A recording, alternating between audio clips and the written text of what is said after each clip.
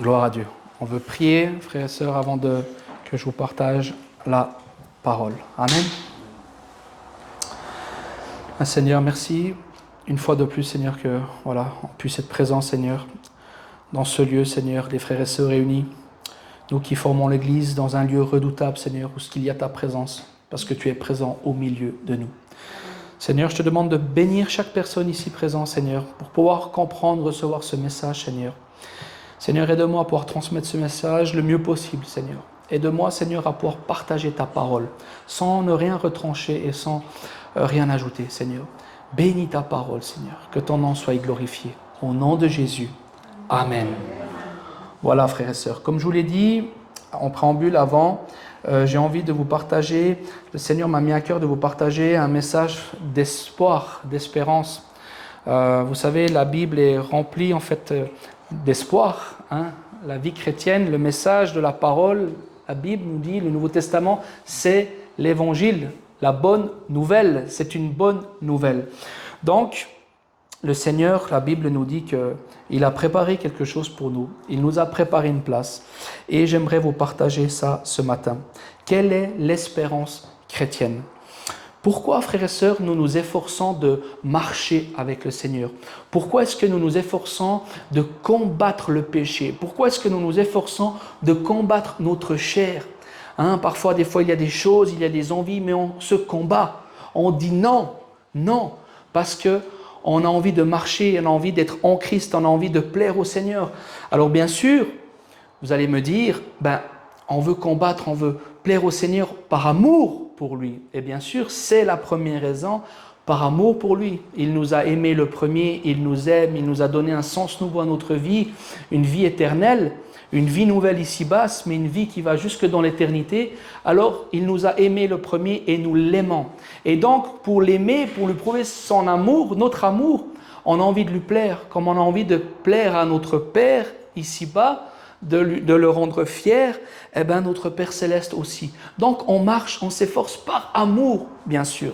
Mais j'aimerais vous dire qu'il y a aussi un autre moteur, frères et sœurs, et c'est ça que j'ai envie de vous partager, c'est que la Bible nous parle d'un message d'espoir, un message d'espérance, une vie céleste qui est réservée aux élus, à ceux qui ont rencontré le Seigneur et qui se sont efforcés de marcher avec lui. Vous savez, comme pour les premiers chrétiens, quand on lit la Bible, quand vous regardez 1 Thessaloniciens, 2 Thessaloniciens, quand vous lisez les épîtres, on voit que l'Église était dans l'attente du retour du Seigneur de leur vivant, de leur temps. Et je pourrais dire que, comme les premiers chrétiens, nous aussi, on a l'espoir, on espère le retour du Seigneur de notre vivant. Mais il faut être réaliste qu'il faut être prêt à tout moment. Ça veut dire, frères et sœurs, on a plus de chances peut-être, je ne sais pas, parce qu'on vit des temps très particuliers, tous les feux sont ouverts, mais je veux dire, on a plus la probabilité, frères et sœurs, de mourir et à la résurrection de voir le Seigneur que peut-être le voir de notre vivant, parce qu'on ne le sait pas, on peut sortir de l'église et tout d'un coup il y a quelque chose qui nous arrive et voilà, on ne sait pas, chaque minute, on ne sait pas, chaque seconde ne nous appartient pas. Donc il faut être prêt et j'ai envie de vous partager ce matin l'espérance. C'est quoi l'espérance du chrétien ? Beaucoup de gens marchent en tant que chrétiens, mais c'est dommage, ils n'ont pas la connaissance de toute cette espérance finalement que aussi qui pourrait leur aider à marcher aussi dans cette vie chrétienne, de combattre ce combat. Parce qu'il y a vraiment quelque chose d'extraordinaire pour nous qui nous est réservé. Et j'aimerais vous partager 4 points. Le premier, c'est l'espérance de la résurrection des morts. Frères et sœurs, le chrétien ne meurt pas. Ne meurt pas. La résurrection des morts, ce n'est qu'un passage. Ce n'est qu'un passage. Le chrétien ne meurt pas. La résurrection des morts et la réception du corps glorieux. Beaucoup de gens n'ont même pas, ils ne savent même pas ce que c'est. Un jour, notre corps de chair, notre corps sera transformé. On va recevoir un nouveau corps. La résurrection des morts, la réception du corps glorieux, l'espérance de la protection en Christ, de l'enlèvement de l'Église, d'une protection de Dieu sur ses élus. Et ça, c'est important de savoir. La victoire en Christ sur l'ennemi. Un jour, il y aura un combat, il y aura un moment de tribulation, de grande tribulation. Et un jour, le Seigneur viendra et il viendra poser ses pieds au mont des Oliviers et il viendra remporter la victoire. Et si nous sommes en Christ, déjà aujourd'hui, nous sommes victorieux. Mais un jour, il reviendra et il y aura la victoire littérale sur la puissance de l'ennemi. Et on va le voir ça ensemble, d'être victorieux en Christ. Et aussi l'espérance de la nouvelle création, d'une nouvelle terre, de nouveaux cieux. Beaucoup de gens ne savent pas ça. Comme il y a cette terre qu'on vit ici, comme il y a toutes ces planètes qu'on voit, quand on lève les yeux, on peut voir la Lune, on voit toutes ces planètes, on voit toutes ces étoiles, comme on voit cette première création, que beaucoup de chercheurs, de scientifiques aujourd'hui disent. Alors ils disent des théories, oui, il y a eu le Big Bang, il y a l'expansion de l'univers, petit à petit, l'univers s'est formé, et ci et ça. Mais même aujourd'hui, même les grands scientifiques ne savent pas comment ces choses se sont créées. Eh bien, comme on ne le sait pas, la Bible nous parle qu'un jour Dieu va refaire une création. Il va continuer à créer. Et ça, c'est important de le savoir, parce que les choses vont changer. Il y aura des temps comme le millénium, on va aussi parler, la société va changer. Beaucoup de choses vont changer. Et c'est important de le savoir. Donc la première chose que j'aimerais vous partager, c'est la résurrection des morts. La parole de Dieu nous dit, Paul nous dit dans le livre des Actes, au chapitre 24, versets 15 et 16, la Bible dit « Et ayant en Dieu cette espérance, comme ils l'ont en eux-mêmes, qu'il y aura une résurrection des justes et des injustes. C'est pourquoi je m'efforce d'avoir constamment une conscience sans reproche devant Dieu et devant les hommes. » Alors il y aura une résurrection des justes et des injustes. Même les injustes qui iront, ce que la Bible parle, la Géhenne, le lac ardent de feu, pour d'autres, l'enfer, ça vient du latin inferno, eh bien, il y aura la résurrection pour le bon côté des justes et le mauvais côté des injustes. Donc, Dieu a créé l'humanité éternelle, du bon côté ou d'un mauvais côté. Mais il y aura pour les justes la résurrection. Frères et sœurs, qui sont les justes? Qui sont les justes selon la parole de Dieu? Eh bien, la Bible nous dit dans Galates chapitre 2, verset 16, la Bible nous répond « Sachant bien que l'homme est déclaré juste, non en raison de ses œuvres, de la loi, mais seulement par le moyen de la foi envers Jésus-Christ. Nous aussi, nous avons mis notre foi en Jésus-Christ pour être déclarés justes en raison de la foi envers Christ, et non en raison des œuvres de la loi, parce qu'en raison des œuvres de la loi, nulle chair ne sera déclarée juste. L'être humain est déclaré juste quand il met toute son espérance, quand il met toute sa foi en une personne, c'est le Christ. Parce que sous les œuvres, sous des actes, sous on va dire de notre propre effort, nous ne pouvons pas être déclarés justes devant le Seigneur. C'est à travers une foi réelle en lui. Et bien sûr, après, quand on a cette foi réelle en lui, l'enseignement de la parole nous dit que bien sûr, il faut continuer à marcher en lui, à se sanctifier. Et la Bible nous dit dans 1 Thessaloniciens, « Voici en effet ce que nous vous déclarons d'après la parole du Seigneur. Nous les vivants, restés pour l'avènement du Seigneur. Nous ne devancerons pas ceux qui sont morts. » L'avènement, c'est aussi, on peut le traduire par l'enlèvement. Nous ne devancerons pas ceux qui sont morts. Car le Seigneur lui-même a un signal donné à la voix d'un archange et au son de la trompette de Dieu descendra du ciel et les morts en Christ ressusciteront premièrement. Ensuite, nous les vivants qui sont restés, nous serons tous ensemble enlevés avec eux sur des nuées à la rencontre du Seigneur dans les airs, et ainsi nous serons toujours avec le Seigneur. Amen. Amen. Frères et sœurs, ça c'est de l'espoir, c'est une espérance extraordinaire. Un jour, un signal donné, Dieu va donner un signal au son de la trompette, de la dernière trompette. Les morts en Christ, tous ceux qui auront mis leur vie en Christ, un jour ressusciteront. Amen. C'est quelque chose d'extraordinaire. Ils ressusciteront. Et les personnes qui seront vivants, qui auront la chance, on pourrait dire, de vivre ce moment-là précis, Eux, ces personnes-là, ils seront changés en un instant, en un clin d'œil, et ils recevront ce corps glorieux. Mais avant ça, ceux qui sont morts en Christ ressusciteront et iront à la rencontre du Seigneur dans les airs. Et pour ceux qui seront restés, on recevra un corps glorieux. Ceux qui sont ressuscités, on recevra un corps glorieux. Ce sera fini ce corps de chair comme on a ici, palpable, comme ça. Ce sera fini, on va dire ce corps plutôt de péché, parce que la Bible nous dit que le corps a été corrompu par le péché. C'est pour ça qu'à un moment donné, Paul, il va dire, mais jusqu'à quand, Seigneur, je serai dans cette tente? Et il va parler de son corps, de ce corps, finalement, frères et sœurs, qui est imbibé, qui a été sali par le péché. Jusqu'à quand? C'est pour ça qu'en nous, et Paul dira qu'il y a une lutte en lui, il y a en lui cette bataille. Il dira, il y a deux lois. Il y a une lutte en moi. Le bien que je veux faire, je n'arrive pas à le faire.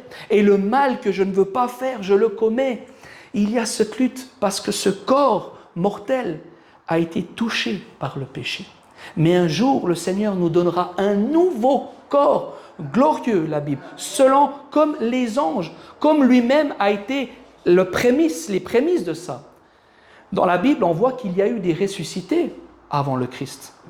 Le Christ lui-même a ressuscité Lazare, mais le Christ a été le premier ressuscité avec un corps glorieux. On voit des passages qu'il va passer à travers des murs. Et on voit pourtant qu'il aura la capacité de manger du solide. Donc, des capacités extraordinaires. Et on recevra un corps comme ça. Ce sera une autre dimension, une autre conception des choses. Ce sera incroyable. On n'aura plus le même corps comme ça. Un nouveau corps. Plus de maladies, plus ça. On le verra après. Fini. Pour des personnes parmi nous qui ont été peut-être malades toute leur vie. Fini ces choses-là. Une histoire ancienne. Un corps incorruptible. 1 Corinthiens chapitre 15, versets 51-53. Voici, je vous dis, un mystère. Nous ne mourrons pas tous, mais tous, nous serons changés en un instant, en un clin d'œil, à la dernière trompette. La trompette sonnera et il y aura la résurrection des morts. Et on recevra un corps incorruptible. Un corps incorruptible qui revête l'immortalité, la Bible dit. Dans Philippiens chapitre 3, verset 20-21, « Mais notre cité à nous est dans les cieux, d'où nous attendons aussi comme sauveur le Seigneur Jésus-Christ, qui transformera le corps de notre humiliation, parce que ce corps a été touché par le péché. Nous avions à l'époque, quand le Seigneur nous a créés, quand Dieu nous a créés, nous avions la domination sur les animaux, sur tout. Mais le corps a été touché, nous avons été touchés dans notre humiliation. C'est pour ça, quand vous lisez attentivement la Bible, vous regardez Adam et Ève, ils n'avaient pas de vêtements. Il n'y avait pas d'humiliation. Et quand ils ont été touchés par le péché, ils ont eu honte. Ils se sont cachés de Dieu. Ils se sont rendus compte qu'ils étaient nus. Et il y a eu une honte, comme une humiliation aussi. Et c'est alors que Dieu va faire le premier sacrifice dans la Bible. Il va sacrifier un animal et il va habiller Adam et Ève, la Bible nous dit. C'est des choses extraordinaires. Peu de gens, des fois, il faut être lecteur de la Bible. Mais quand on lit la Bible, il y a des choses extraordinaires.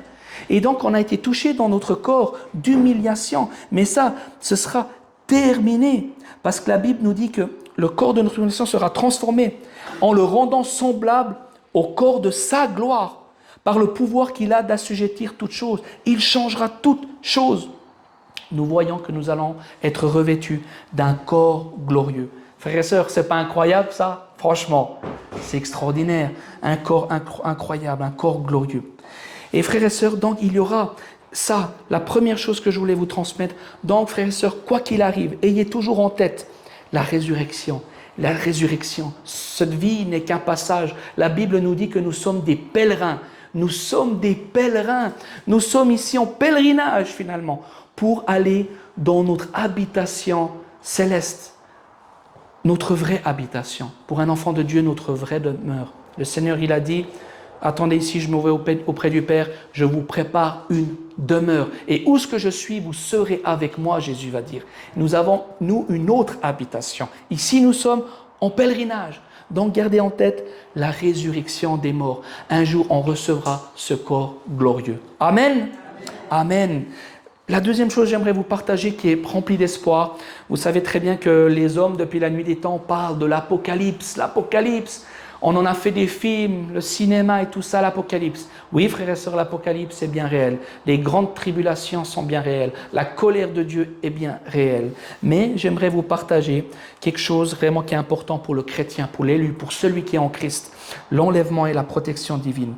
La parole de Dieu nous dit: j'ai combattu le bon combat, Paul dira. J'ai achevé la course, j'ai gardé la foi. Désormais, la couronne de justice m'est réservée. Le Seigneur, le juste juge, me la donnera dans ce jour-là. Et non seulement à moi, mais encore à tous ceux qui auront aimé son avènement, son retour.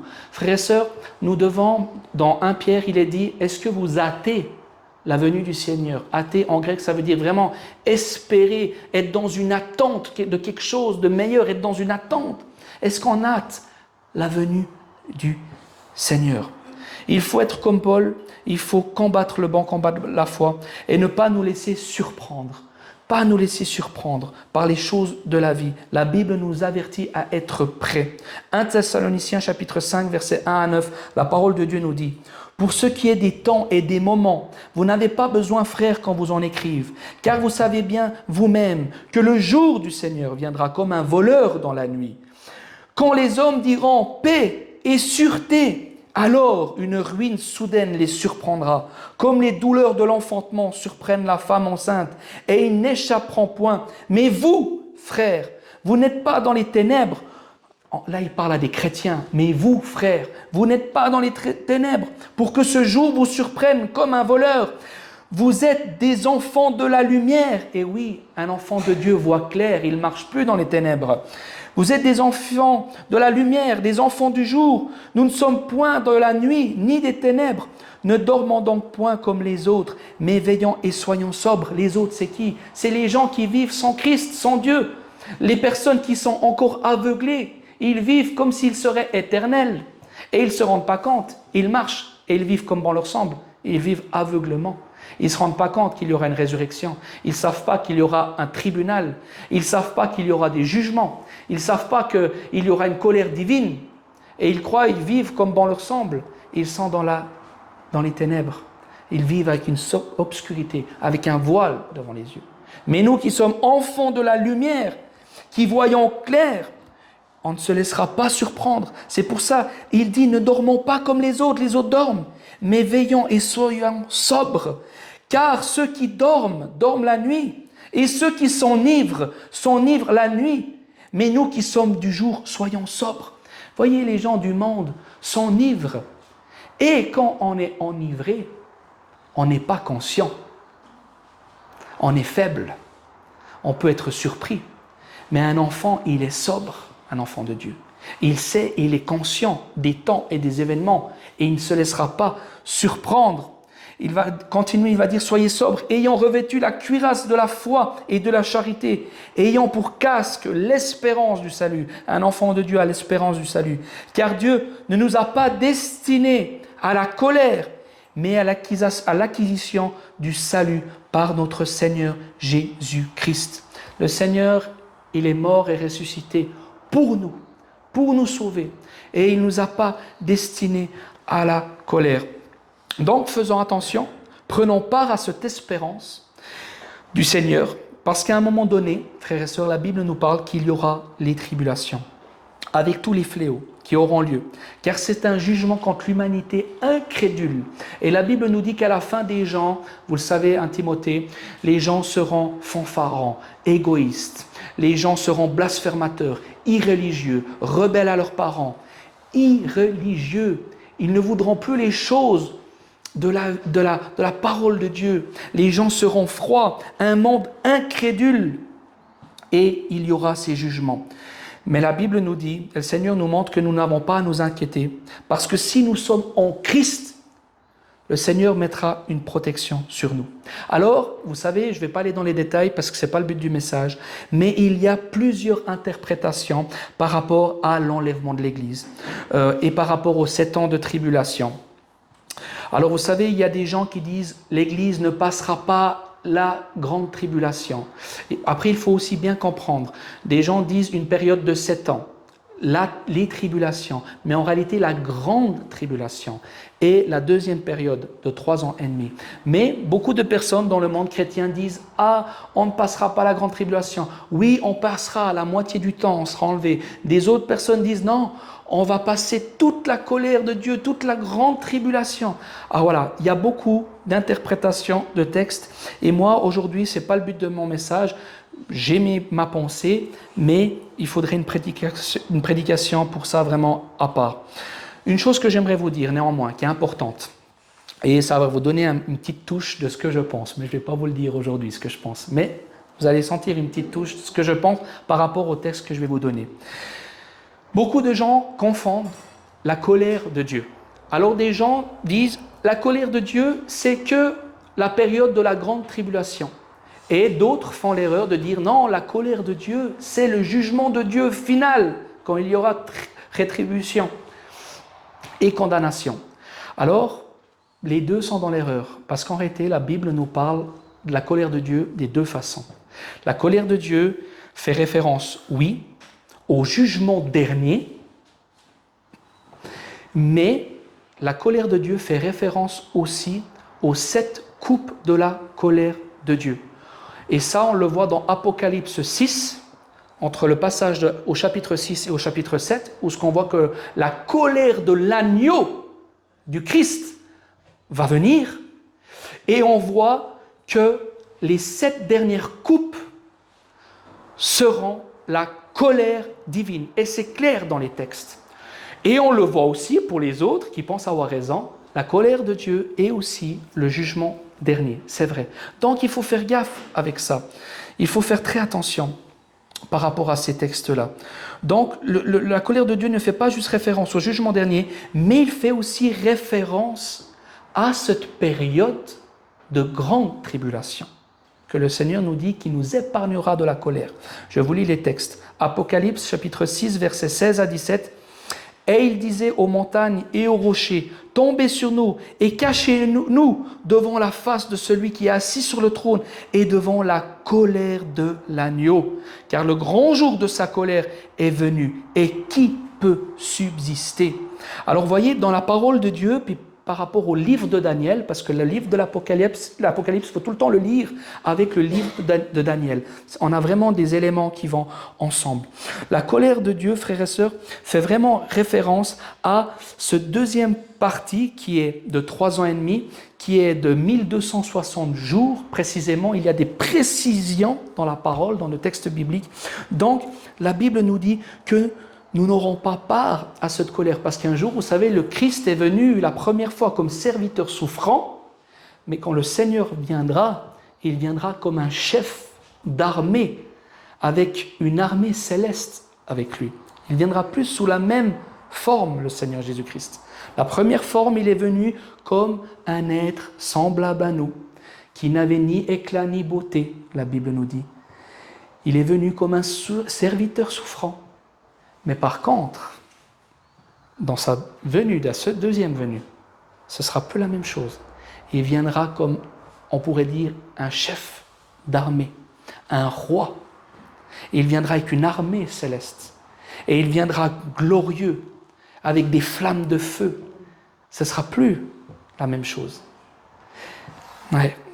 Donc, frères et sœurs, soyons prêts. Apocalypse chapitre 15, verset 1, la Bible nous dit « Puis je vis dans le ciel un autre signe, grand et admirable, 7 anges qui tenaient 7 fléaux, les derniers, car par eux s'accomplit la colère de Dieu. » Donc vous voyez bien que quand des gens vous disent « Ah non !» Des gens qui disent oh, « on va passer toute la période. » Non, parce que la colère de Dieu, c'est le jugement final. Non, non, non. Non. La Bible parle clairement dans les textes bibliques que les fléaux font déjà partie de la colère de Dieu. Ça, c'est important, parce qu'après, les gens, ils partent dans tous les sens. Il faut faire très attention. Amen, vous êtes d'accord avec ça? Vous êtes d'accord? Alors ça va, alors si vous êtes d'accord avec ça. De la colère de Dieu. Donc, Apocalypse chapitre 15, verset 1.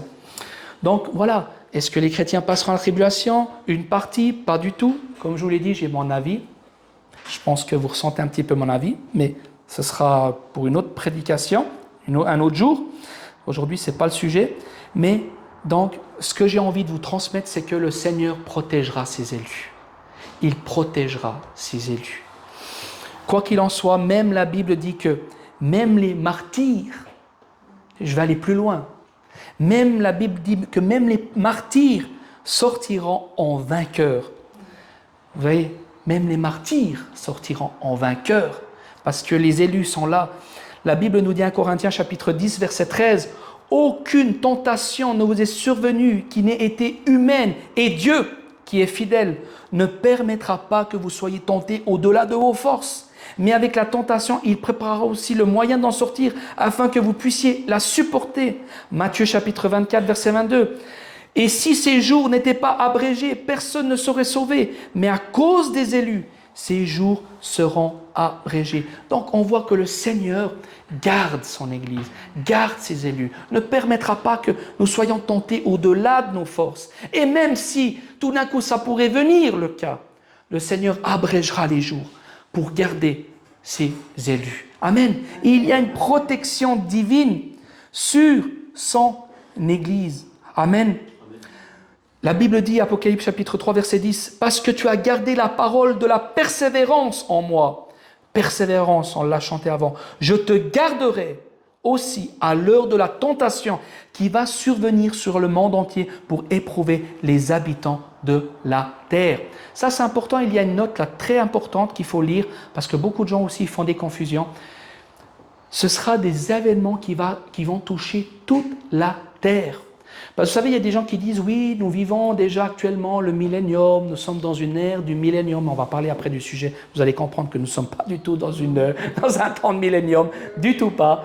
Et ces choses qui vont s'abattre sur la terre. Vous savez, il y a toujours eu des persécutions de l'Église. Les premiers chrétiens, il faut comprendre que Jésus est parti environ en l'an 33. Le premier écrit de Paul était environ en l'an 49. Et il y a eu une très grande persécution environ en l'an 70 avec la destruction du temple et tout ça. Les chrétiens ont toujours vécu des époques de martyrs. Et il y a eu des époques où ce que les chrétiens étaient affligés, c'était terrible, vous voyez.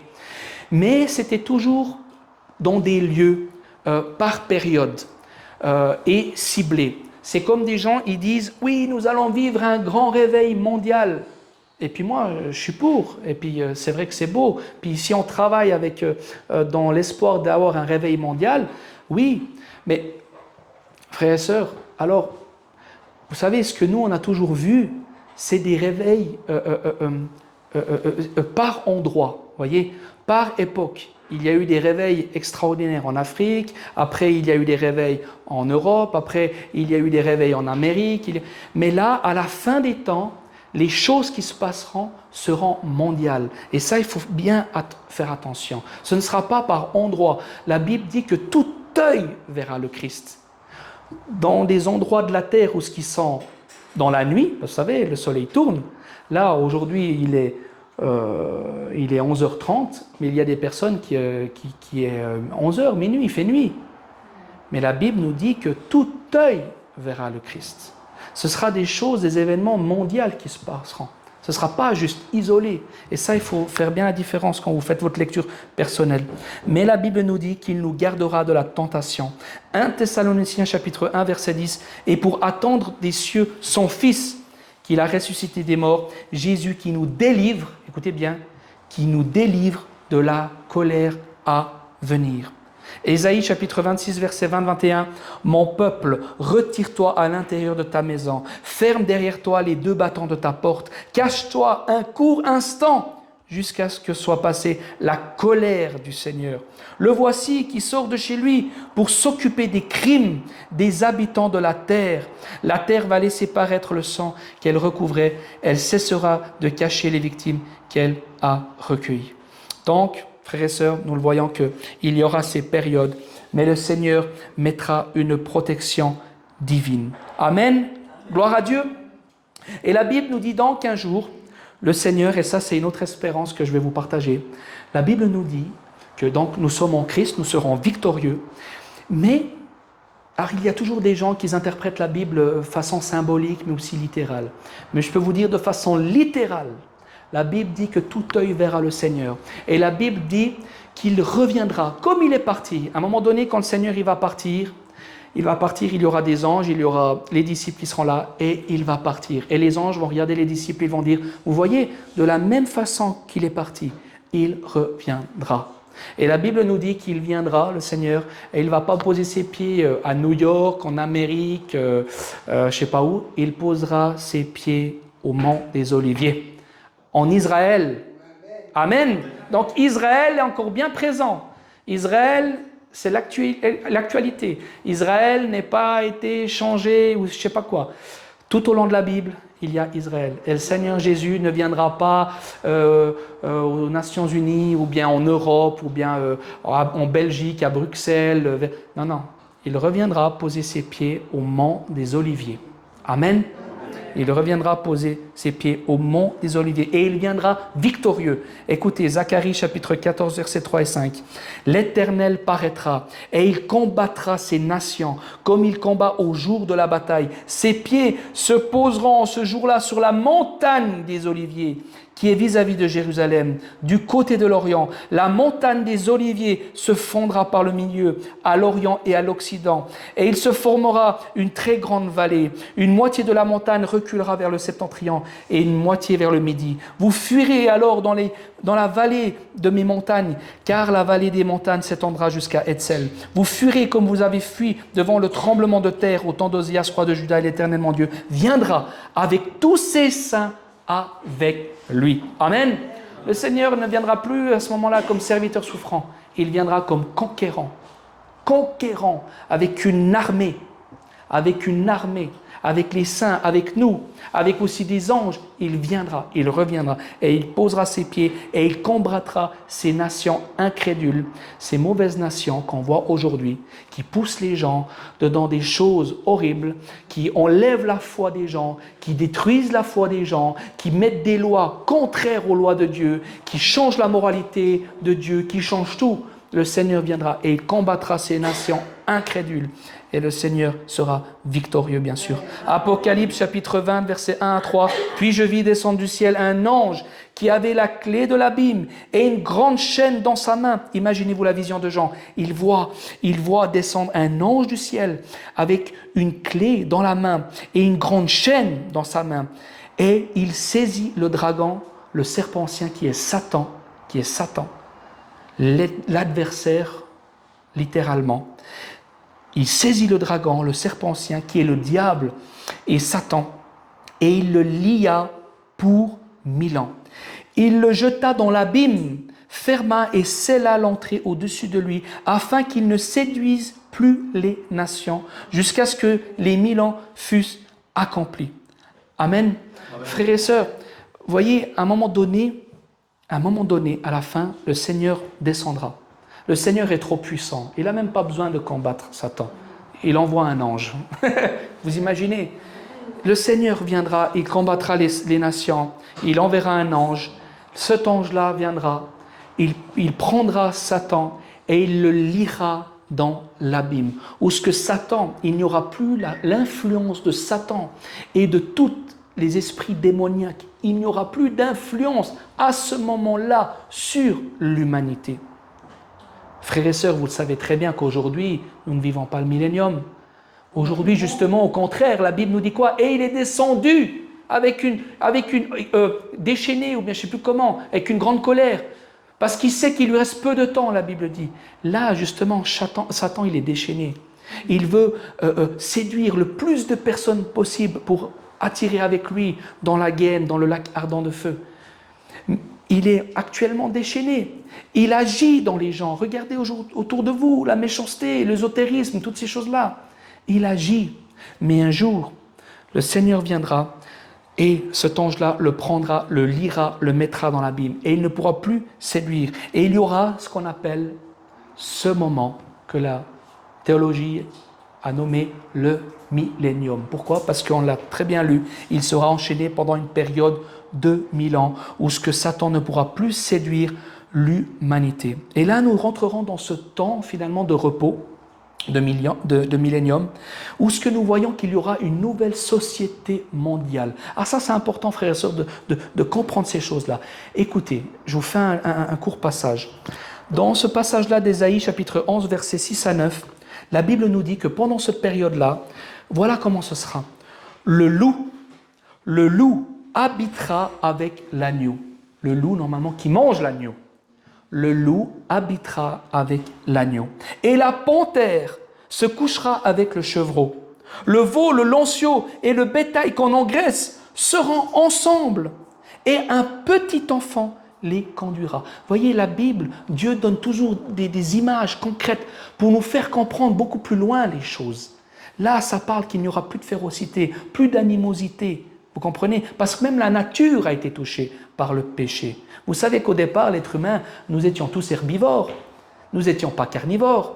Même scientifiquement, nous le savons que nous ne sommes pas herbivores. Notre dentition n'est pas faite pour être des carnivores.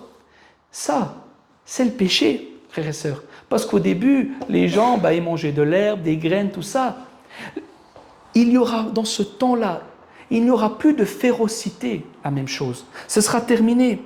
La Bible nous dit que Dieu fera de Jérusalem mon allégresse et de mon peuple ma joie. On n'y entendra plus le bruit des pleurs et le bruit des cris. Il n'y aura plus ni d'enfants, ni de vieillards qui n'accomplissent leur jour, car celui qui mourra à 100 ans sera jeune, et le pécheur âgé de 100 ans sera maudit. Donc, dans cette période de millénium, il y aura un changement. Il n'y aura plus tout d'un coup un petit bébé qui meurt, tout d'un coup un petit nourrisson qui meurt, ou il n'y aura plus tout d'un coup un pauvre homme à 50 ans qui meurt, tac, une attaque, une crise cardiaque, un cancer, un truc. Non, le pécheur, parce qu'on va le voir, il y a des gens qui mélangent tout aussi. Ils mélangent la nouvelle création, millénium, tout ça. Là, il y aura encore des gens qui mouriront dans le millénium. Mais le pécheur qui mourira à 100 ans sera jeune. Pour nous, dans notre période aujourd'hui, 100 ans, c'est extraordinaire. On a entendu la prière de notre sœur avant, sa maman qui a 89 ans, qui est encore bien, c'est extraordinaire. Notre espérance de vie aujourd'hui, un homme c'est 83 ans, puis une femme, je crois, c'est 86 ans. Mais là, l'homme pécheur qui mourira à 100 ans, il sera jeune. Il y aura un changement dans la santé pendant cette période-là. La Bible nous dit, ils bâtiront des maisons et les habiteront, donc l'humanité qui sera là présente. Ils bâtiront des maisons et les habiteront. Ils planteront des vignes et en mangeront le fruit. Ils ne bâtiront pas des maisons pour qu'un autre les habite. Ils ne planteront pas des vignes pour qu'un autre en mange le fruit. Car les jours de mon peuple seront comme les jours des arbres. Et mes élus jouiront de l'œuvre de leurs mains. Dans ce temps-là, il y aura une justice. Il n'y aura pas des esclaves comme aujourd'hui, des esclavages modernes, où ce qu'on voit que l'homme doit travailler du matin au soir et puis la femme doit travailler du matin au soir pour payer leurs pauvres petits crédits de leur maison qui ne leur appartiennent pas. Que s'il y a un petit problème, la banque, elle prend tout. Ce sera fini ça. Il n'y aura plus le pauvre petit là qui doit faire toutes les mauvaises tâches et puis que le gros riche, il prend tout. Quand on arrivera dans ce temps-là, il y aura une justice. Chacun travaillera sa terre, chacun aura sa petite maison, pas besoin de se ruiner, là, puis qu'il faut finir, on n'a rien. On redeviendra dans une justice. Actuellement, c'est corrompu. On est des esclavages, on est des esclaves modernes aujourd'hui. On ne se rend pas compte peut-être, mais c'est une vérité. Alors il y a des personnes qui ont plus de chance, qui ont plus de réussite, pas de problème. Mais la généralité, c'est difficile.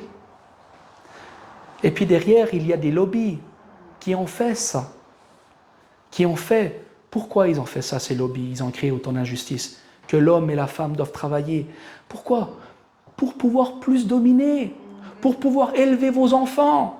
Ce n'est plus aujourd'hui dans le foyer, aujourd'hui, suisse, normal, ce n'est plus la maman qui élève ses enfants. Et puis qui est là, qui donne la bonne éducation, qui parle des choses. Il y a l'esprit de famille, il y a des valeurs qui sont données. C'est fini ça.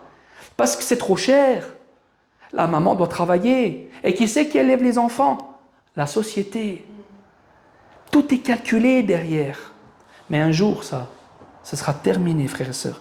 La Bible nous dit, Ils ne travailleront pas en vain. Ils n'auront pas des enfants pour les voir périr, car ils formeront une race bénie de l'Éternel, et leurs enfants seront avec eux. Avant qu'ils m'invoquent, je répondrai. Avant qu'ils aient cessé de parler, j'exaucerai. Le loup et l'agneau paîtront ensemble. Le lion comme le bœuf mangeront de la paille. Et le serpent aura la poussière pour nourriture. Il ne se fera ni tort ni dommage sur toute ma montagne sainte, dit l'Éternel. Un moment de paix et de prospérité. Amen. Gloire à Dieu. Donc ce passage nous montre un changement de la nature des hommes, même des animaux. Plus de férocité, nous construire des maisons pour les habiter, plus d'injustice, moment de paix. On voit un changement dans la société. Alors je ne sais pas pour vous, est-ce qu'on vit le millénium actuellement? Il ne me semble pas. Il ne me semble pas qu'on est dans un millénium. Mais vous savez qu'il y a aujourd'hui des chrétiens qui croient réellement, on appelle ça les amillénéralistes, ils croient réellement qu'on est dans le millénium. Incroyable. Mais ils croient vraiment. C'est incroyable. Ah, purée, midi moins quart. J'ai encore la dernière, je voulais vous donner la Nouvelle Jérusalem. Ça va? Sûr? Ça vous intéresse? Donc, quand il y aura toute cette période-là, la Bible nous dit qu'à la fin, donc, tout à la fin, le diable sera lié, mais je passe ce détail, il sera délié pendant un temps. Et je vais plus loin. La Bible nous dit que là, à un moment donné, donc, le Seigneur, le dernier adversaire qu'il va détruire, c'est la mort. Et là, la Bible nous dit qu'il va vraiment créer toute chose nouvelle. Et la Bible nous parle justement de la nouvelle Jérusalem et de nouveaux cieux et d'une nouvelle terre. Jean chapitre 14, versets 1 à 3, Jésus va dire, c'est Jésus lui-même qui va parler, il va dire « Que votre cœur ne se trouble point, croyez en Dieu et croyez en moi. Il y a plusieurs demeures dans la maison de mon Père. Si cela n'était pas, je ne vous l'aurais pas dit. Je vais vous préparer une place. Et lorsque je m'en serai allé et que je vous aurai préparé une place, je reviendrai et je vous prendrai avec moi, afin que là où je sois, vous y soyez aussi. » Il y a quelque chose, il y a une préparation dans les lieux célestes. La Bible nous parle souvent d'un tabernacle terrestre, la Bible nous parle d'un tabernacle céleste. Il y a une préparation céleste, une demeure. Et la Bible nous parle, dans Apocalypse chapitre 21, les versets 10, 12, 16, 21, 23, 27, je résume parce que autrement ce serait trop lent, Jean va avoir une vision. Et il va voir, il va dire « Et il me transporta en esprit sur une grande et haute montagne, et il me montra la ville sainte, Jérusalem, qui descendait du ciel d'auprès de Dieu, ayant la gloire de Dieu. Son éclat était semblable à celui d'une pierre très précieuse, d'une pierre de jaspe transparente, comme du cristal. Elle avait une grande et haute muraille. Elle avait 12 portes, et sur les portes 12 anges, et des noms écrits, ceux des 12 tribus des fils d'Israël. La ville avait la forme d'un carré, et sa longueur était égale à sa largeur. Il mesura la ville avec le roseau et trouva 12 000 stades. La longueur, la largeur et la hauteur en étaient égales. Il mesura la muraille et trouva 144 coudées, mesure d'homme qui était celle de l'ange. La muraille était construite en jaspe, et la ville était d'or pur, semblable à du verre pur. Les fondements de la muraille de la ville étaient ornés de pierres précieuses de toute espèce. Le premier fondement était de jaspe, le second de saphir, le troisième de chalcédoine, le quatrième d'émeraude, le cinquième de sardonyx, le sixième de sardoine, le septième de chrysolite, la huitième de béryl, la neuvième de topaz, la dixième de chrysopase, la onzième d'hyacinthe, la douzième d'amélicite. Les 12 portes étaient 12 perles. Chaque porte était d'une seule perle. La place de la ville était d'or pur, comme du verre transparent. La ville n'a besoin ni du soleil, ni de la lune pour éclairer, car la gloire de Dieu l'éclaire et l'agneau est son flambeau. Les nations marcheront à sa lumière et les rois de la terre y apporteront leur gloire. Ses portes ne fermeront point le jour, car il n'y aura point de nuit. On y apportera la gloire et l'honneur des nations. Il n'entrera chez elles rien de souillé, ni personne qui se livre à l'abomination et au mensonge, et n'entrera que ceux qui sont écrits dans le livre de l'agneau. Amen. Donc ici, on voit la description d'une ville gigantesque qui mesure 2000 mètres carrés de chaque côté, remplie de murailles en jaspe, de sol en or. Les portes étaient ornées de pierres précieuses. Et la Bible nous dit une précision spéciale, plus besoin de soleil parce qu'il n'y aura plus de nuit. Et ce sera à ce moment-là la gloire de Dieu qui éclairera les gens. Là, c'est quand même spécial, hein? Une autre dimension. J'aimerais juste vous montrer ça pour que ça vous donne une image. Ça, c'est l'Europe. Voici la taille de la Nouvelle Jérusalem. Alors là aussi, je vais juste vous donner un point, c'est très important. Vous savez, toute l'Apocalypse est écrite, on peut la lire de plusieurs façons. Symbolique et littérale. Il faut avoir une lecture, il y a une lecture, aussi ils appellent ça des autres lectures futuristes. Mais, pour moi, je vous donne mon avis à moi, mais vous êtes libre de penser comme vous voulez. On parlait de ça avant avec Norbert. Pour moi, la Nouvelle Jérusalem, qui descendra du ciel, pour moi, elle a les deux sens. Elle a le sens symbolique, où ce que la Bible nous dit que cette ville, en fait, elle s'est préparée comme une épouse. On voit qu'elle fait référence aussi à l'Église. Mais, pour moi, quand je regarde aussi ça, les détails, les mesures, les mètres carrés, les portes, pour moi, je pense qu'elle n'est pas que symbolique. Elle est aussi littérale. Parce que Jésus nous dit qu'il y a une demeure. Il y a quelque chose où il y a des personnes. La Bible nous parle à un moment donné qu'il y aura une grande foule qui sera devant le trône de Dieu. Et à un moment donné, il y a même des gens qui vont venir et puis ils vont dire, mais qui est cette foule immense? Et puis à un moment donné, ce sera dit, c'est ceux qui viennent de la grande tribulation. Donc on voit qu'il y a des gens qui sont déjà là, dans le ciel, qui sont en train d'adorer Dieu. Ils sont bien à un endroit. Vous voyez ce que je veux dire? Ils sont bien à un endroit. Même Jésus lui-même dit qu'il y a une demeure pour nous. Et je vais vous préparer une place. Il y a quelque chose de physique. Alors pour moi, il y a les deux sens, symbolique, mais aussi littéral, réel, d'une vraie... Alors vous voyez, nous, dans notre imagination, on se dit, ouais, mais c'est quoi? Le texte nous dit une ville, tout ça. Mais qu'est-ce que ce sera? Est-ce que peut-être ce sera genre un immense vaisseau, immense, genre comme une ville qui descendra? On ne sait pas. Dieu est tellement en avance sur nous. Nous sommes limités, nous humains. Qu'est-ce que ce sera? On ne sait pas. Mais la Bible, elle frappe, si on la met bien au milieu, elle fait presque la taille de l'Europe. Si on met par rapport aux mesures, on met... Ça, c'est l'Amérique. Ils ont mis à la pointe de la Floride, ça dépasse même sur Mexique. Mais si on place un peu plus, c'est presque la taille de l'Amérique. Regardez, c'est rigolo, il y a une autre vue. Regardez la hauteur de ce cube, parce qu'elle fera, de chaque côté, elle fera la même longueur. Largeur, longueur, hauteur, 2000 mètres. Regardez voir comme ça représente. Qu'est-ce que ce sera? On ne sait pas. Mais je ne sais pas pour vous, mais d'être chrétien, mais vous imaginez vivre ces choses? C'est extraordinaire, frères et sœurs. C'est extraordinaire. Si on aurait un peu connaissance de ces choses, on se dirait, mais purée, mais je vais combattre ce petit péché. Non mais franchement, moi je veux louper tout ça pour un petit péché. Allez mince, ok, j'ai fait le péché, je suis tombé. Mais purée, je me relève, Seigneur, pardonne-moi. Je veux vivre ces choses. Je veux vivre ces choses. C'est extraordinaire. La Bible nous dit, au milieu de la ville et sur les deux bords du fleuve, il y avait un arbre de vie, produisant 12 fois des fruits, rendant son fruit chaque mois. Et dont les feuilles, écoutez bien, servaient à la guérison des nations. Il n'y aura plus d'anathème, il n'y aura plus de gens maudits. Le trône de Dieu et de l'agneau sera dans la ville. Il y aura le Christ. Dieu, le Christ sera là.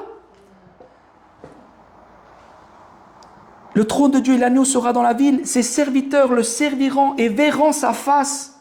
Il n'y aura plus de nuit. Ils n'auront plus besoin ni de lampe ni de lumière parce que le Seigneur Dieu les éclairera et ils régneront au siècle des siècles. Il essuiera toute larme de leurs yeux et la mort ne sera plus. Fini, plus de mort, plus de décès. Il n'y aura plus de deuil, ni de cris, ni de douleur, car les premières choses ont disparu. Amen. Plus de souffrance, plus de pleurs, plus de mort, plus de tristesse. Fini ces choses-là. Terminé. Terminé. Ce sera tout une autre conception. Ce sera tout autre chose. Matthieu chapitre 8, verset 11. Or, je vous déclare que plusieurs viendront de l'Orient et de l'Occident et seront à table avec Abraham, Isaac et Jacob dans le royaume des cieux. On sera avec Abraham, Isaac et Jacob. On mangera avec eux. On verra ceux qui nous ont précédés. Ils seront là.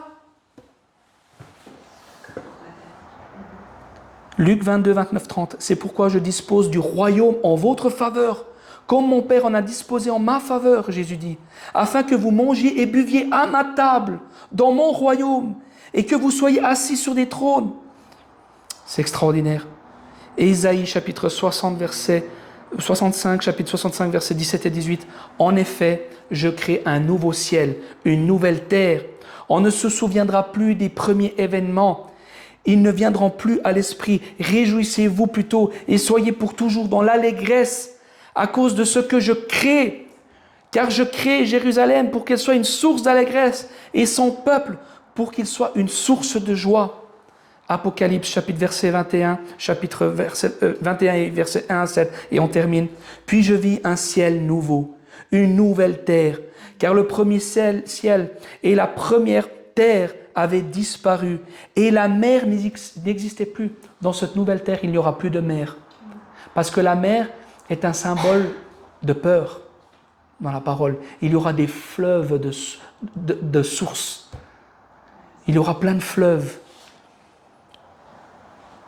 Je vis la ville sainte, la nouvelle Jérusalem, descendre du ciel d'auprès de Dieu, belle comme une mariée qui s'est préparée pour son époux. Et j'entendis une voix forte venant du trône qui disait, « Voici la tente de Dieu avec les hommes, il habitera avec eux, ils seront son peuple, et lui, Dieu avec eux, sera leur Dieu. Il essuiera toute larme de leurs yeux, la mort ne sera plus, il n'y aura plus ni deuil, ni plainte, ni souffrance, car ce qui y était autrefois a définitivement disparu. Alors celui qui siège sur le trône déclarera, « Voici, je renouvelle toutes choses. » Il ajouta, « Écris que ces paroles sont vraies et entièrement dignes de confiance. » Dieu dit que ces paroles sont vraies. Puis il me dit, « C'en est fait. Je suis l'alpha et l'oméga, le commencement et la fin. À celui qui a soif, je donnerai, moi, à boire gratuitement à la source d'eau coule l'eau de la vie.